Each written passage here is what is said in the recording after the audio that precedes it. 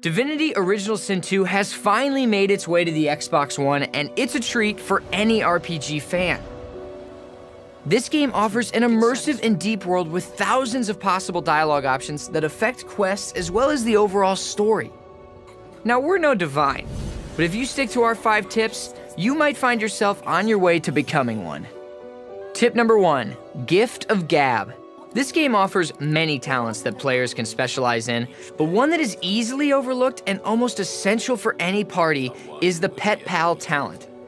As you adventure through the lands, you'll come across quite a few animals. These animals may seem irrelevant or just fluff to make the game seem more alive, but they're far more valuable than that. When you're making a character or choosing a talent to gain, it's a great idea to teach at least one of your party members the Pet Pal talent.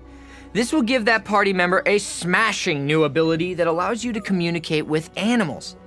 As you talk to animals along your journey, you'll learn that they have some useful insight on quests and the surrounding area.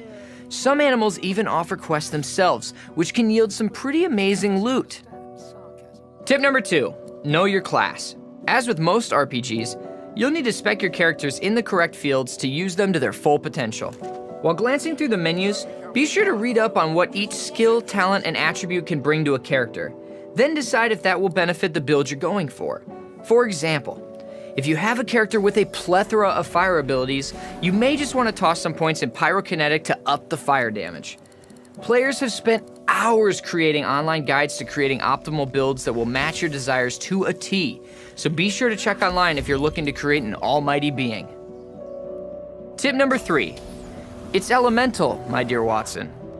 Some enemy attacks contain elemental properties that can cause a lot of issues on the field. Though these attacks can hurt, many of these attacks can be used to your advantage. Fire can be destructive on its own, but if paired with a well-placed oil barrel or pool of poison, you'll have an explosive time. Adding water on the field can make enemies become far easier to freeze and shock, while also providing a slight resistance to fire. Tossing poison on the field can give undead allies a nice little HP pool. Tip number 4, get some sleep. One item that can be easily overlooked is the bedroll. You can find one early on the ship to Fort Joy. Now, this item might look like vendor trash, but it's an amazing one to keep with you. If equipped to your hotbar, it will allow you to rest. Though it can only be used outside of battle, you'll be able to regain health as well as a rested buff. The best part is this bedroll has infinite uses. It's essentially a bottomless health potion, which can be a major help in the early stages of Divinity, since you might not have a healer class character or a healing skill just yet. Tip number 5, mistakes in battle. Now let's face it, we aren't perfect. We all make mistakes during battle, some of which are novice mistakes and will make you feel like a noob, even after hours of playtime. Heed our warning so you don't have to learn the hard way. First off, don't try to walk past enemies to target other enemies.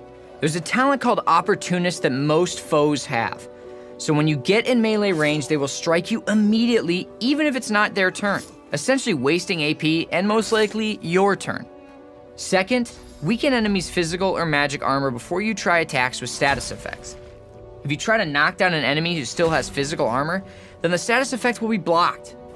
If you try to ignite or poison an enemy with magic armor, then it will be blocked as well, essentially wasting a skill and AP for the round. Third, plan your moves. It's easy to accidentally walk into range of an archer or get a little too close to an explosive barrel.